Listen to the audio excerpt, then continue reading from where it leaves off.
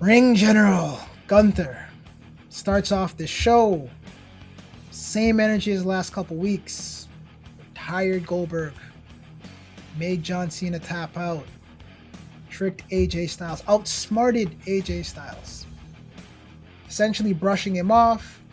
And he declares his hat for the Royal Rumble. Before he can move further, AJ Styles interrupts him. AJ Styles is about that action. He's on that time. And he demands a rematch. Kind of punks Gunther out. Says he's soft. Doesn't think he wants to do the rematch because he tapped out. Gunther says he doesn't need to have the match. He's not looking to work double duty. And effectively starts to walk out of the ring. Takes a second. He pauses. And he says, on one condition. One condition. Put your career on the line. That's when we all pause for a second and we realize, okay, all the retirement talks for AJ Styles is right there in our faces. Just right there. And Gunther has put it on the plate and served it up to us. I don't like the fact that it's this early that we're getting into the retirement talks for AJ Styles. We're only in January. I understand he says he wants to retire, but January Royal Rumble? I don't know how I feel about that. According to online searches, it says that AJ Styles' contract expires in February of 2026. So that's after the Royal Rumble, but before WrestleMania. I would like to see AJ Styles stick around a lot longer, but it really depends on what his contract situation is. I would like them to do at least a trilogy in this feud, to go 1-1, and then we can wrap this up at WrestleMania if possible. But if the contract is ending in February, we might have a problem. Again, WWE does like to do contract extensions quietly, whether it could be for a couple months, at least get us through WrestleMania, or at least SummerSlam for a bigger card. But I can also understand AJ wanting to retire at the Royal Rumble because that's where it started for him, and that would be a great way to end. So this is just me being optimistic, but I would like to see a 1-1 situation, and then they can put the feud to bed with Gunther officially retiring him, and that could be at WrestleMania. Just to have a match that's meaningful on the card so everyone can dig their feet into it and say, you know what? Thank you, AJ Styles. We appreciate it. And then he goes out at WrestleMania, opposed to like John Cena, who retired at a Saturday Night main event. Even that situation, I feel like he could have held out and continued on, but that is what it is. But the match is on the table. He eventually goes to Pierce and says, I want the match. He understands the ramifications, and that is what's next on the docket for us at the Royal Rumble. AJ Styles versus Gunther in what's effectively the retirement match. Maxine versus Becky Lynch for the IC Championship. Maxine doesn't go out alone. She comes out with Natalya, and this is a key piece to the situation. Natalya has not been seen on TV in quite some time. She's been training Maxine, trying to get her up to a next level, so she's in her corner. So there's a good back and forth. Everyone got their offense in. Becky was able to get the suplex off the top rope into a DDT, and eventually we get to a point where Maxine does hit a head kick on Becky Lynch, goes for a pin, and Natalya puts her foot on the rope. The look of dismay, disbelief on Maxine's face when we see Natalya go in with her heel turn. Becky Lynch is able to pull out a manhandle slam, 1, 2, 3, and Natalya just beats the dog shit out of Maxine Dupree. Some rough steps to the face, and ultimately puts her in the sharpshooter. And I think we're moving into the territory of Natty at this point. There's been a time where we've needed to see a character development change, and I think the feud between Becky and Maxine is done, and now we're moving on to Maxine and Natalya, or Natty, to see the more vicious side. I'm hoping to see the MMA version of her for a character development and help deepen the roster. It looks like Becky Lynch will probably be going back into a feud with AJ Lee because they haven't really firmed that up. They haven't really finished anything. They had the War Games match, but they haven't really gone one-on-one to resolve their issues. So I think that's what's next on track. They're probably going to bump into each other at the Royal Rumble, and then they're going to kick off that season to have that WrestleMania match. So that's what's going to end up happening there, and Maxine is no longer in that title picture. That's what it looks like from my perspective, and then we're going to get Natty and Maxine going at it, and hopefully we can see Natty go over so her character development for her character can move forward. The Luchadors versus the Vision. It's kind of interesting, before we get into the match, it's kind of interesting that the Vision has been together for quite some time, and they've done a lot of restructuring, but they don't actually have a faction theme. They don't have a group theme. It's almost like Russian roulette when it comes to their entrances. Today they came out to Logan Paul, and I feel like that didn't match the vibe of the team. That matches Logan Paul, but if they were going to come out to anyone's entrance, it should have been an original member, which would have been Bronson Reed. But outside of them not having a theme, that's something they need to incorporate. They need to be a bit more unified. They need something that's more unique to their flavor. Just think about Evolution. Triple H, Ric Flair, Batista, Randy Orton, they all had the Evolution Line of the Sand theme. When Triple H comes out on his solo, he has the game on. Ric Flair has his theme, Batista has his theme, Randy Orton has his theme, but as the faction, as they come together, they should have a defining theme for the faction. Right? So I digress. We have a match between these two groups, and again, the Luchadors are doing what they need to do. They're moving fast, nice high-flying move. They got some good high spots in the match, and ultimately Austin Theory takes the pin. He eats the pin, and one thing to note in the match, Adam Pearce was actually ringside, and Adam Pearce and Paul Heyman were involved in the match. So I think tensions are definitely going to boil over between Adam Pearce and the Vision, and specifically Paul Heyman. But what I'm not understanding with the situation is, if you're repackaged Austin Theory and you put him in what's supposed to be your most dominant heel faction group, and he's eating the pin, that's not going to help rebuild him as the heel or the superstar that you want him to be. In order for Austin Theory to get the repackaging he needs to be kicking ass. He needs to be more ruthless. He needs to be more devastating. He needs to be more vicious in order for us to see, okay, that's a different guy. I want you to sit down and think about the visual of the Elimination Chamber that Triple H won when he hit Goldberg in the head with the sledgehammer, and they had to gray screen it, and he's bleeding. We need that type of angle. We need to see that viciousness in him and that movement and behavior, so we can say, oh, okay, we have a redefined Austin Theory, right? If he's saying he's not standing back and he's taking another path, we need to see that other path. To me, it just seems like the same Austin Theory, just with a haircut that doesn't look good. This guy is young, he's in shape. Have him be ruthless. Even if it has to be a scrappy ruthlessness just based on his size, have him be ruthless. That's what you need in order for him to look like a better composed wrestler, or a repackaged wrestler, opposed to what you guys have him doing today. The Luchadors are good. Rey Mysterio doesn't have to do anything anymore. He's already been inducted. He's that guy. But if you want the Vision to be your most dominant team, I got to see something out of them. The only person who has a dedicated storyline right now is Bron Breakker, and he didn't win. He had the CM Punk match, did not get the W, and now we have this young rising faction that has no gold. No gold whatsoever. So they need to fix that. I feel like that needs to be the first step they fix. In order for something like that, for that team to materialize and be the most dominant, I feel like they need to take that evolution approach and get some gold on these guys. Because I haven't seen any of them touch gold since Bron Breakker's IC championship, and he's not going back into those quarters. He's more or less the leader of the group.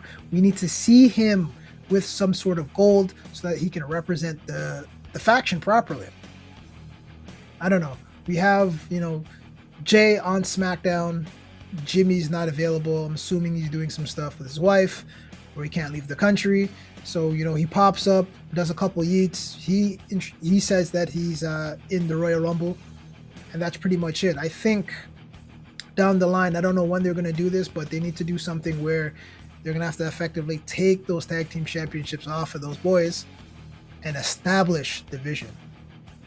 I think WWE has a problem establishing their superstars. Like, they have a plan written down and they're following their plan, but in those plans, it doesn't solidify who's who and what's what. What's the value of having a heel if they're not getting any W's, if they're not making anything happening? You need gold. Gold is one of the most important things in the business.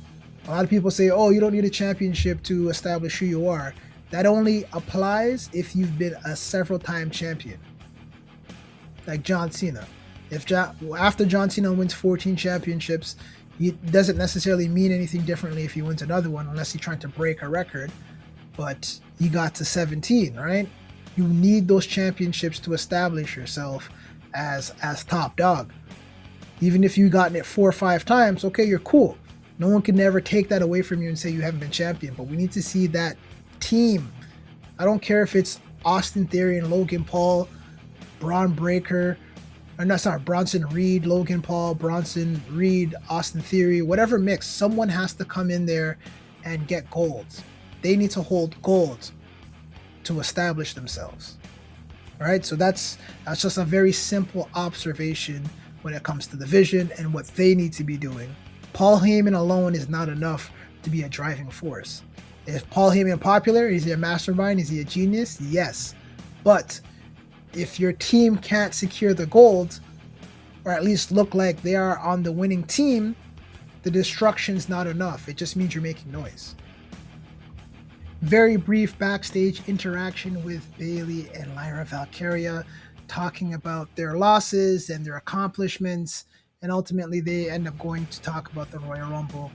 And it looks like they both declared themselves, they hug it out, and say they got each other's backs essentially. So I don't see where the storyline is really going with Bayley as of yet. There was this situation where, based on what's being said to her, she gets upset, and they kind of toned down that bipolar angle. I'm not too sure why, or if they killed it, or what the next steps are, but there isn't really a storyline for them. They're kind of floating around. They're doing tag team stuff, they're trying to achieve something, but there's no real direction. So I think they're on an island. I think they'll figure it out eventually, but it doesn't seem like there's anything concrete for Bayley, which I don't like. I'm hoping they figure something out for her. I don't anticipate she'll win the Royal Rumble again in such a short period of time, but let's see what ends up happening in that direction and with that team, because eventually I think they should be fighting each other based on the animosity and the attacks in the past, but that may be water under the bridge unless they cycle back that behavior, that psychosis that Bayley's been running through. Javon Evans versus El Grande Americano, and unfortunately we did not get the full match that we were looking for. The match was cut short. It looked like after or during the commercial break, Javon Evans hurt his shoulder and he may be out of commission. We don't know how serious the injury is. We know when Penta had a shoulder injury, he was out for a couple months. Dominic's out for a month with his injury. So we really don't know what's happening with him. It's too soon to see. But it's unfortunate because he just got called up to the main roster. And at this point in time, we're going into Royal Rumble season. The Royal Rumble match is in 2 weeks. The fact that he's getting injured now is really not a good look, especially for the young OG. There's a lot of potential with this guy. And again, I don't expect a lot of big things from him this year outside of just kind of showcase and getting his feet wet.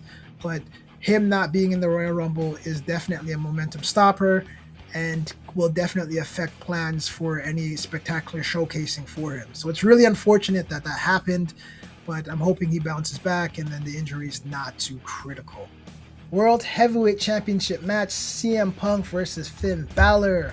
CM Punk pulls up first and comes out to a very negative fan reaction.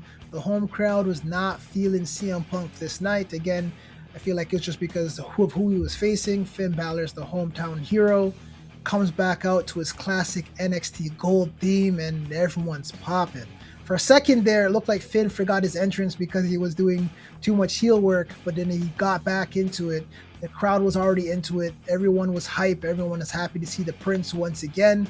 And the match was good.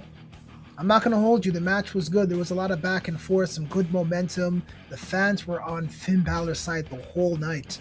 CM Punk was getting his offense in and they weren't feeling it. When Finn was on the top rope and CM Punk got that knee in, but a lot of booing. And then when Finn went for the coup de grace and missed, and the first GTS came out, it almost sucked the air out of the room, but Finn kicked out. Match continued on. Finn was able to get the drop zones into the corner. Finally got the coup de grace, and CM Punk kicked out. Like in that second, I could have believed if WWE were to pull the trigger on Finn Balor. I don't think that would have been a bad decision. Again, I know there isn't a storyline for him as winning the championship, but it would have been a good, nice, feel-good moment to get Finn back into the main event scene, getting the home crown popped, but they didn't pull the trigger. CM Punk did win the match and, raised his hand, picked him up, showed him some love, but that could have been a golden opportunity to switch things up, especially at the road to WrestleMania. Even if it was a situation where he beats CM Punk and then they run it back at the Rumble and CM Punk wins it back because they have that history, now that would make Finn Balor a 2-time champion, and then that would have raised the stock. So this is what I'm talking about when we say, what are the writers thinking? Why not have a situation where you get a pop, you get everyone talking about the match, and then you revive Finn Balor? I don't know what that would mean and look like for the Judgment Day, because in that situation, he was face. Even though he was home, he was a face. The rest of the team very heelish, but it shows you that people want to see Finn Balor succeed in the WWE. That was a perfect opportunity to pull the trigger and get him back to a higher status. Doesn't mean he has to hold it, but at least that gives him a status where CM Punk takes it back, and then you guys can continue on with your storyline and continue to proceed. Everything about the wrestling business is about building your talent, ensuring that they reach the highest pinnacles as possible. Because if you're trying to say Dominic's IC champion and we're moving the route of Judgment Day potentially winning the women's tag team champions and the women's championship, that leaves Finn Balor as the odd man out. So we got to figure out how to build that up and elevate. But that was a good match. It was good energy. And that would have been a good switch up. So I want to see more from Finn Balor. I want to see what they do with him. I don't want to see him in the back just running 2K. 2K sucks first off, but having him in the backstage and not doing anything is not a good look. We're already looking at losing AJ Styles. It would be good to see him get a proper run in before he decides to retire or before he starts to slow down. My overall thoughts on Monday Night Raw tonight was it was an okay show. We got some showcasing of people talking about they want to be in the Royal Rumble. The New Day looked like they were promised a tag team match with the Usos, but because Jimmy's not around, that never materialized. So again, for almost 3 weeks now, we see Jay just pop up in the crowd, get the Yeet Mobile running, and getting the fans up in there and then leaving, right? So there's no real room for anything happening in the tag team division. Like, we had a 6-man tag and there were no other tag team matches on the card. So again, there are some gaps that are being filled. I also feel like they're not utilizing their Netflix time as optimally as they can. For a program that doesn't have an official end time or run time, because nothing else really runs live on Netflix, they should be optimizing and making use of their time. Your scripts should be on point, and you should be able to get your 2.5 hours, even 3 hours to optimize and get everyone on the show and make the show as exciting as possible. That's the only thing that's missing. The championship match was good. I think that was the best thing that happened. And the also big win was, again, the Judgment Day laying into Rhea and Io. I think that was a good showcasing. So what I think they need to really do is just make sure they tie down the storylines, get us going again.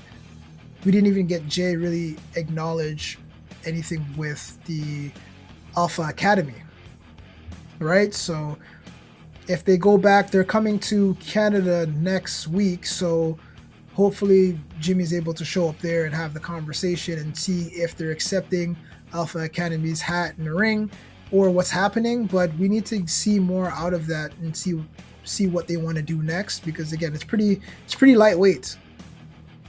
I also don't like the fact that we have this El Grande Americano group. I feel like it's stupid.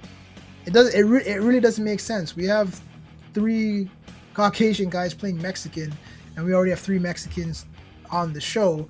Like it, I don't know. It doesn't really make sense to me. It's like Jinder Mahal playing ice. It's what are we doing? This is like some weird cops and robbers situation, and it's not even like the group is over. Maybe in AAA, and if they're actually over in AAA, then keep them in AAA.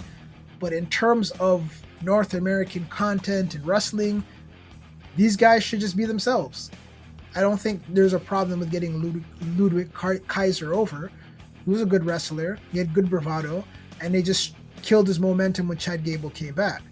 So, when Chad Gable got injured. So I'm hoping they clean this storyline up and there's an unmasking, and then they can fight and sort out the situation. But the angle ran its course. There's nothing left for it. No one's interested in it. I'm sure it's not interested in it. They need to wrap that up and stop it and get these guys a real situation. Get Tyler Bates back into the tag team division with the bruiserweight and have them do the work. Put the grind in and have the matches showcase themselves. But this angle sucks, man. Like, it doesn't make sense. I'm not a fan of it. It's not funny. It's not really entertaining. It's just something that's taking up time on the air. So again, that's the Monday night recap for the Belfast. I want you guys to like, comment, subscribe, share this video with your friends. Let me know if I hit the mark or if I missed. I need to know how you guys are thinking and feeling. And are we ready for the Royal Rumble? We have more announcements to come up. So we got to see who's going to be the first entrance, if someone's going to be punished with that scenario. I'm feeling like Bron Breakker might hold down that #1 spot as a punishment for Pierce, because there's already animosity between Pierce, Paul Heyman, and Bron Breakker. So that could be his punishment, and who knows? He might be able to get away with the W, or they might go into a different direction. So that's my Monday Night Raw recap. Peace.